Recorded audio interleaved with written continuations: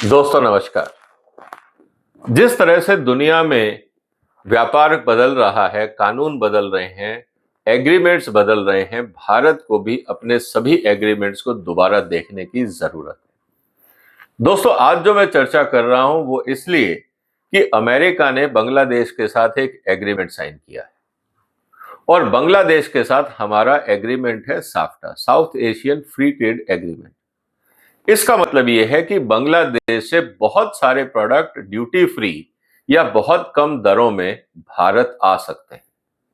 अब सोचिए कि अगर अमेरिका ने जो एग्रीमेंट साइन किया है बांग्लादेश के साथ, जिसकी चर्चा मैं अभी आपके साथ करने वाला हूं, वहां से अगर बड़ी मात्रा में प्रोडक्ट डंप होते हैं बांग्लादेश में और बांग्लादेश से वो मटेरियल जाता है नेपाल, और दोनों के साथ हमारी काफी लंबी सीमाएं हैं, नेपाल के साथ भी और बांग्लादेश के साथ भी। बांग्लादेश के साथ तो करीब 4100 किलोमीटर की है और वहां पे इतने स्मगलिंग रूट हैं क्योंकि इतने सारी नदियां हैं।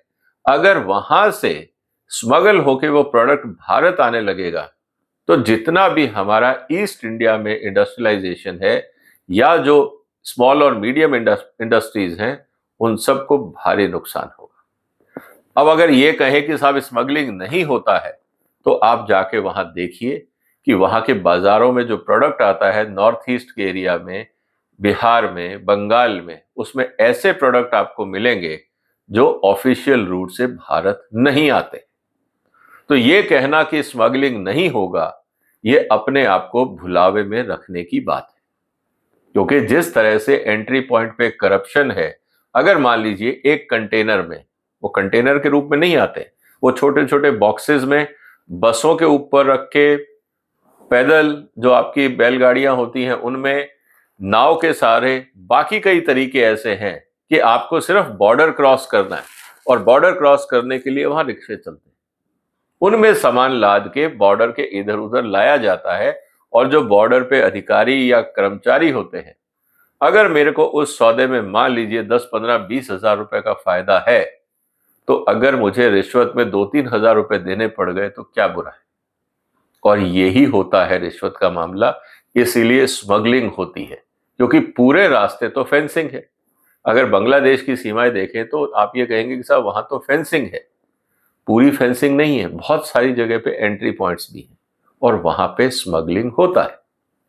मैं इसलिए कह रहा हूं कि बांग्लादेश, नेपाल, म्यांमार, इन क्षेत्रों में स्मगल कैसे किया जाता है, इस पे मैंने एक स्टडी की थी और इन सभी क्षेत्रों में जाके दिन में और रात में मैंने ये देखा था कि स्मगलिंग कैसे होती है। अब आप कहेंगे कि आपने क्यों स्टडी की थी? ये मैंने स्टडी इसलिए की थी दोस्तों, क्योंकि जब भारत में बर्ड फ्लू आया था तो ये आशंका थी भारत सरकार को कि क्या ये जो जेनेटिक मटेरियल है, बांग्लादेश में उस समय बर्ड फ्लू था, हिंदुस्तान में नहीं था। लेकिन पहले जब बर्ड फ्लू बांग्लादेश में आया, उसके बाद बर्ड फ्लू भारत के उत्तरी प्रदेशों में जैसे कहते हैं नॉर्थ ईस्टर्न स्टेट्स, वहां पे फैला। तो ये पता लगा कि जो जेनेटिक पूल है, जो हमारे यहां वायरस है, सेम वायरस बांग्लादेश में। और ये सब सरकार ने प्रयास किया कि ये क्या स्मगलिंग होता है, क्योंकि हमने तो इंपोर्ट एक्सपोर्ट बैन कर रखा है। तो दोस्तों उस प्रोजेक्ट के लिए मैं सारे एंट्री पॉइंट्स पे पर्सनली गया था और मैंने ये देखा कि किस तरह से दिन में और रात में स्मगलिंग होती है। मैं बीएसएफ के अधिकारियों से मिला था, मैं वहां पे जो कस्टम ऑफिशियल्स हैं उनसे मिला था, लोकल पुलिस से मिला था, लोकल ट्रेडर से मिला था, और किस तरह से स्मगलिंग होता है उन्होंने मुझे दिखाया था। तो ये कहना कि साहब स्मगलिंग नहीं होगा, हमारे बॉर्डर सील है, सब कुछ सही है, मुझे नहीं लगता। इसीलिए बांग्लादेश और अमेरिका के बीच में जो समझौता हुआ है, उससे भारत को क्यों चिंतित होना चाहिए, अब मैं वो व्याख्या आपके सामने करने वाला हूं। इसलिए आपसे निवेदन है कि आप इस पूरे वीडियो को अंत तक देखिएगा, क्योंकि ये चिंताजनक स्थिति हमें एड्रेस करनी पड़ेगी। और किस तरह से बाकी प्रोडक्ट्स में स्मगलिंग होता है, किस तरह से डंपिंग होता है नेपाल के माध्यम से, अगर आपको वो जानना है तो आप नेपाल का जो इंपोर्ट डेटा है मैं फिर कह रहा हूं, नेपाल का जो इंपोर्ट डेटा है आप उसको स्टडी करिए। जितना नेपाल आयात करता है चाइना से, मलेशिया से, थाईलैंड से, बाकी देशों से, बांग्लादेश से, अगर आप उस पूरे आंकड़े को देखेंगे तो आपको पता लगेगा इतनी खपत तो पूरे नेपाल में नहीं। तो इसका मतलब जितनी नेपाल की जरूरत है उससे 3 से 5 गुना ज्यादा प्रोडक्ट वो इंपोर्ट करते हैं। और नेपाल तो गरीब देश है, वो स्टॉक करके क्या करेंगे? तो ये जो इतनी ज्यादा मात्रा में आयात करता है नेपाल, वो कहां जाता है? कॉमन सेंस ये है कि नेपाल के बॉर्डर से वो भारत में आता है। और रास्ता क्या है? आफ्टर ऑल नेपाल और बाकी देशों के बीच में कोई सड़क तो है नहीं, तो वो पहले आता है बांग्लादेश के पोर्ट्स या भारत के जो हमारे कलकत्ता पोर्ट है वहां पे, वहां से मटेरियल जाता है ऑफिशियल माध्यम से क्लियरेंस होके नेपाल, क्योंकि नेपाल के व्यापारी ने मंगाया होता है, तो भारत सरकार उसको रोक तो सकती नहीं, हमने तो ट्रांजिट रूट दिया हुआ है। तो जब वो हमारे पोर्ट्स पे आता है या बांग्लादेश में आता है और वहां से वो रूट जाता है नेपाल, फिर वहां पे वो बन जाता है नेपाली प्रोडक्ट एक हिसाब से, और फिर नेपाल से वो प्रोडक्ट भारत में स्मगल किया जाता है, डंप किया जाता है। इसीलिए आप देखोगे कि जब भी भारत के अंदर सरकार कोई ड्यूटी बढ़ाती है, मान लीजिए कि हम बहुत सारा खाने का तेल आयात करते हैं, अब उस स्थिति में क्या होता है कि मान लीजिए कि अमेरिका से बहुत सारा ड्यूटी फ्री, मान लीजिए ऑयल आया, डेयरी प्रोडक्ट्स आए, बाकी चीजें आए, नेपाल में आई या बांग्लादेश में आई। बांग्लादेश से बांग्लादेश ने उसको भेज दिया नेपाल, नेपाल के व्यापारियों ने बांग्लादेश से खरीदा। अब नेपाल और बांग्लादेश के व्यापारी उसको भारत में अगर डंप करते हैं, तब आप क्या कहेंगे? कैसे रोकेंगे? इस बात को समझना होगा। इसीलिए जो हमारा साफ्टा एग्रीमेंट है उसको कैसे हम बदलें, और बॉर्डर्स पे हमारे क्या चेक पॉइंट्स हो, और किस तरह से कंट्री ऑफ ओरिजिन की डेफिनेशन को दोबारा देखा जाए, और किस तरह की ट्रेसेबिलिटी नॉर्म्स हमें स्टेब्लिश करनी है, इसीलिए साफ्टा एग्रीमेंट को दोबारा देखने की जरूरत है। मैं आज आपको बता रहा हूं, 2 साल बाद आप इसी वीडियो को दोबारा देखिएगा और तब मुझे बताइएगा कि जो मैं कह रहा हूं क्या वो सही निकला या गलत। इसको समझना जरूरी है। अब हम जो अमेरिका और बांग्लादेश के बीच में जो एग्रीमेंट है उस पर एक झलक डाल लेते हैं। सबसे पहले, first reciprocal trade agreement that US has concluded with A south Asian country in recent years. ये रेसिप्रोकल ट्रेड एग्रीमेंट है, पहला एग्रीमेंट है, क्योंकि अगर आप देखें तो पाकिस्तान के साथ उनका एग्रीमेंट है, उनको पता है कि भारत वहां से इंपोर्ट नहीं करता, क्लियरिटी है। साउथ एशिया में बांग्लादेश के पास पोर्ट है, इस बात को समझना होगा। श्रीलंका में भी अगर प्रोडक्ट आता है तो श्रीलंका और भारत के बीच में समुद्र, आसान नहीं है स्मगलिंग करना।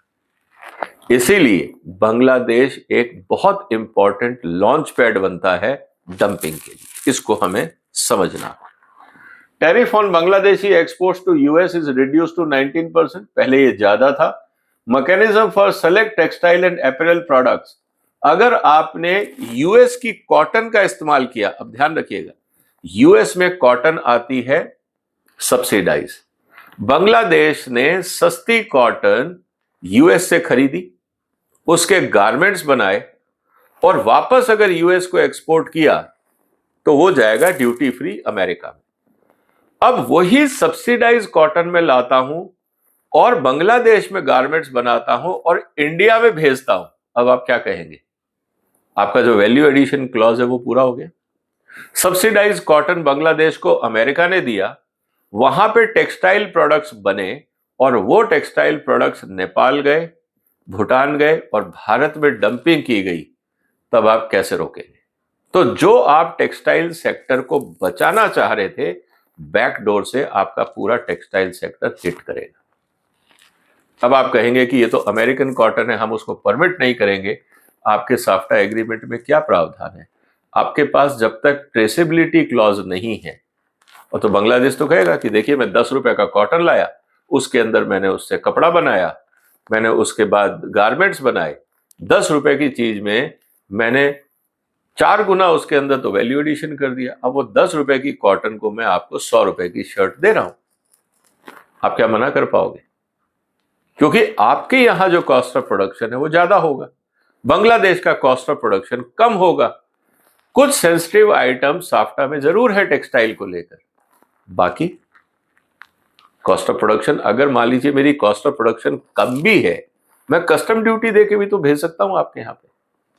तो इसके साथ हमें यह सोचना होगा कि किस तरह के खेल होने वाले हैं।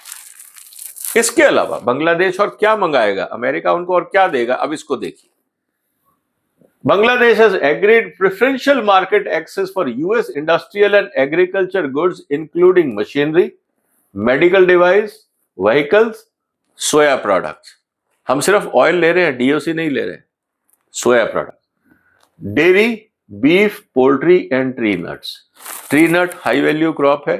अगर बांग्लादेश से भारत में स्मगल होता है, मान लीजिए कि हमारे यहाँ पे जो ट्री नट है उसकी कीमत ज्यादा है, बांग्लादेश में कम है, तो क्या स्मगल नहीं होगा? अगर 10 किलो का आपको एक बैग भर के लाना है तो 10 किलो का मतलब भारत के रेट के हिसाब से हो गया 10,000 रुपए। आप आसानी से 2 थैले साइकिल पे रख के ला सकते हैं। 10,000 इंटू 2, 20,000 रुपए डेली आप सुबह शाम साइकिल से ला के बादाम, काजू, अखरोट, जो भी आपको लगता है, जहां मार्जिन है, आप बांग्लादेश से लाके भारत के जो हाट बाजार लगते हैं बॉर्डर पे, याद रखिएगा बांग्लादेश और भारत के बॉर्डर पे बहुत सारे हाट बाजार लगते हैं, दोनों तरफ के लोग आते हैं। बहुत सारे गांव ऐसे हैं जिनके बीच में से फेंसिंग होती है और दोनों तरफ के लोग अगर आते जाते हैं, अगर फेंसिंग के बीच में से भी अगर आपने 10 किलो काजू बादाम इधर उधर कर दिए तो स्मगलिंग तो हो गई ना।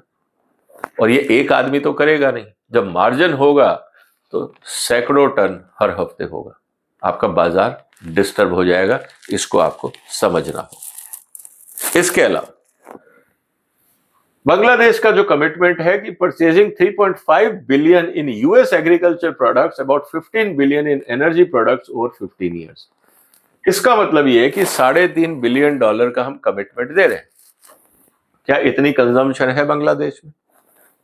इनफैक्ट आप आने वाले दिनों में देखना कि बांग्लादेश में किस तरह से जो प्रोडक्ट एग्रीमेंट किए जा रहे हैं उनकी इंपोर्ट ग्रोथ होती है। उस इंपोर्ट ग्रोथ को देखिएगा कि वो कंजम्पशन बांग्लादेश में है या जो कंजम्पशन है वो बांग्लादेश की डिमांड से ज्यादा है, या इंपोर्ट जो है वो डिमांड से ज्यादा है। तो बाकी माल कहाँ जा रहा है? तो बांग्लादेश तो बड़े आसानी से कह देगा जी मैं तो नेपाल को एक्सपोर्ट किया था। अब नेपाल से वो प्रोडक्ट कहाँ आया, इसको समझिए। तो ये बड़ा इंटरेस्टिंग डायनेमिक्स है, ये होने वाला है। इसके अलावा बाकी बांग्लादेश हवाई जहाज खरीदेगा, नॉन टैरिफ बैरियर हटाएगा, मैं अब इसमें नहीं जा रहा हूं। बेनिफिट क्या होगा? यूएस का ये कहना है कि US will get access to world's fastest growing consumer market for US manufacturers and farmers. Fastest growing, क्या बांग्लादेश फास्टेस्ट ग्रोइंग मार्केट है? सोचिए इसके बारे में। Enhanced presence in South Asia as part of broader geopolitics and economic strategy. Bangladesh अकेला नहीं है, south Asia में सबसे बड़ा प्लेयर है इंडिया। एक तरफ अमेरिका ने पाकिस्तान के साथ हाथ बढ़ाया, दूसरी तरफ बांग्लादेश आप बीच में है। श्रीलंका में चाइना की प्रेजेंस है, अमेरिका की प्रेजेंस आप मालदीव या आसपास के जो आइलैंड्स में है वहां देख सकेंगे। एक तरफ अमेरिका की प्रेजेंस गल्फ में है और अब अमेरिका चाह रहा है कि बांग्लादेश के अंदर अपना कोई बेस बना दे। अब आप बताइए कि पूरे साउथ एशिया में अमेरिका और चाइना का क्या इंटरेस्ट है और सबसे ज्यादा प्रेशर किस पे आएगा? भारत पे है। इसीलिए ये जो समझौता है इसको सिर्फ बांग्लादेश अमेरिका करके अगर हम छोड़ देंगे तो ये नादानी होगी, इसको भी समझना जरूरी है। फोकस में क्या है? टेक्सटाइल्स एंड अपैरल्स, गारमेंट्स, हम इसको देख रहे हैं। Duty free access with US raw material, link to conditions, ये सब चीजें कागज पे अच्छी हैं, लेकिन इंपॉर्टेंट चीज क्या है जो मैं आपको दिखाऊंगा वो ये कि जिस तरह से यूएस और चाइना में कंपटीशन बढ़ रहा है साउथ एशिया को लेकर, यहां पे यूएस अब एग्रेसिव होना चाह रहा है। इसीलिए जो हम बात कर रहे हैं वो यही कि इस समय ट्रेड इंपॉर्टेंट होगा। अब सवाल इस बात का है कि can Bangladeshi products be smuggled into India due to cost advantage? Answer is yes. और ये होगा। जब अभी हो रहा है तो बाद में भी होगा। जब आज हम रोक नहीं पा रहे तो क्या हम बाद में रोक पाएंगे? हम ऐसा क्या बदलाव करेंगे जिससे स्मगलिंग रुक जाए? ये सोचना होगा। इसका मतलब ये है कि प्राइस डिस्टॉर्शन कैसे होगा?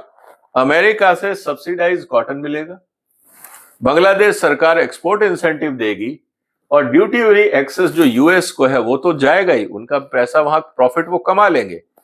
वो सरप्लस जो बनाएंगे वो भारत में डंप किया जाएगा और फिर वो जस्टिफाई कर देंगे कि हमारी जो कॉस्ट ऑफ प्रोडक्शन है वो इतनी है, अब आप इस पे ड्यूटी भी लगा लो, फिर भी भारत में जो प्रोडक्ट बन रहा है उससे सस्ता मिलेगा। इसका मतलब ये है कि जो डायरेक्ट इनपुट सब्सिडी है वो चैलेंज बनेगा और बहुत सारे बांग्लादेशी प्रोडक्ट जो है वो भारत में या तो कम ड्यूटी पे या ड्यूटी फ्री एंटर होते हैं। इसको समझना होगा। कुछ सेंसिटिव प्रोडक्ट्स हैं टेक्सटाइल के, वो हम देख रहे हैं, लेकिन इस लिस्ट को कैसे बाईपास किया जाता है? भाई अंडर इनवॉइसिंग। मान लीजिए कि आपने कह दिया कि जो टॉवल है वो बैन है, तो मैं उस पर कुछ और नाम लिख दूंगा, लिख दूंगा गाउन या गाउन मटेरियल, चाहे वो टॉवल मटेरियल। अब टॉवल मटेरियल से सिर्फ टॉवल बने ये तो कहीं नहीं लिखा हुआ। टॉवल मटेरियल से गाउन भी बनता है, तो मैं उसको टॉवल मटेरियल नहीं लिखूंगा, मैं उसको गाउन मटेरियल लिख दूंगा, या मैं उसको दूंगा मटेरियल फॉर हैंकरचीफ्स। तो अगर आप प्ले अराउंड करना चाहते हो, डेफिनेशन बदलना चाहते हो, तो बहुत आसान है। यही होता है स्मगलिंग के समय। इनफॉर्मल बॉर्डर ट्रेड, जैसा मैंने आपको कहा कि गांव गांव आपस में सटे हुए हैं, बीच में से जाती है बाउंड्री जो फेंसिंग है। अब फेंसिंग में बीएसएफ को भी दिखता है कि दोनों तरफ गांव है, लोग आते जाते हैं, हाट बाजार लगते हैं। जब आप हाट बाजार आ रहे हो, जैसे मैंने आपको उदाहरण दिया, आप अपने साथ 50 शर्ट ले आए और वहां पे हाट में आपने लगा दिया। इस तरफ बांग्लादेश है, इस तरफ इंडिया है, तब आप क्या करोगे? हाट बाजार में मैंने लाके वहां पे शर्ट्स टांग दी। मैं व्यापारी हूं, कलकत्ता से आया, फोन पे पहले बता दिया भैया 500 शर्ट लिया ना, मैं आऊंगा 500 शर्ट उस हाट बाजार में खरीदूंगा, ऑफिशियली लेके चला जाऊंगा, मुझे कुछ करना ही नहीं, अपनी गाड़ी में डालना है और ले जाना है। क्योंकि आपने वो परमिट कर दिया है वहां पे ट्रेड, अब आप रोक नहीं सकते हैं, तो ये सब काम भी होंगे, इस बात को समझना होगा। फिर रूटिंग थ्रू थर्ड कंट्रीज, जैसा मैंने कहा वाया नेपाल, इसको समझना होगा। तो स्मगलिंग रिस्क इजी है क्योंकि एक तो करीब 4100 किलोमीटर का रास्ता है, इनफॉर्मल ट्रेड शुरू से हो रहा है, बीच में नदियां हैं, नदी के इस तरफ बांग्लादेश है, इस तरफ त्रिपुरा का बॉर्डर। अब उस नदी में वहां से यहां लाने में कितनी देर लगती है? जितना हमारा पशुधन स्मगल होता है वो कैसे होता है? मालदा के क्षेत्र में जहां पे हुबली नदी है, वहां से जानवरों को नदी में उतार दिया जाता है। अब जानवर तैर के इस नदी के किनारे से उस नदी के किनारे पे पहुंच जाता है और वो बांग्लादेश है। जो फेंसिंग है वो नदी के बीच में है। अब आप जानवर को बोलोगे कि भाई तुम गलत रास्ते जा रहे हो, तुम्हारा जीपीएस ठीक करो, क्या आप जानवर को बोलोगे? तो इस तरह से स्मगलिंग होती है जानवरों की। अब आपको ये डिटेल समझ में आएगी कि कितना कॉम्प्लिकेटेड है बांग्लादेश इंडिया बॉर्डर का एरिया। इसी तरह से जो गारमेंट्स आएंगे या बाकी प्रोडक्ट्स आएंगे वो वेस्ट बंगाल, आसाम, त्रिपुरा, मेघालय जो बॉर्डर स्टेट्स हैं वहां तो डायरेक्ट हिट करेंगे ही करेंगे, उसके अलावा भी प्रॉब्लम आएगी। जो यूएस से कॉटन आएगा, बांग्लादेश में गारमेंट बनेगा, यूएस को एक्सपोर्ट हो जाएगा जीरो ड्यूटी में, लेकिन जो सरप्लस आएगा, एक्सेस प्रोडक्शन जो होगी, that will be diverted to Indian market. मेरे को पता है कि मेरे को अमेरिका को 1000 शर्ट का ऑर्डर देना है, मैं 5000 शर्ट का कॉटन मंगाऊंगा, 1000 अमेरिका भेजूंगा, 3-4 हजार इंडिया भेजूंगा, क्योंकि मुझे पता है कैसे भेजना है बांग्लादेश में बैठ के।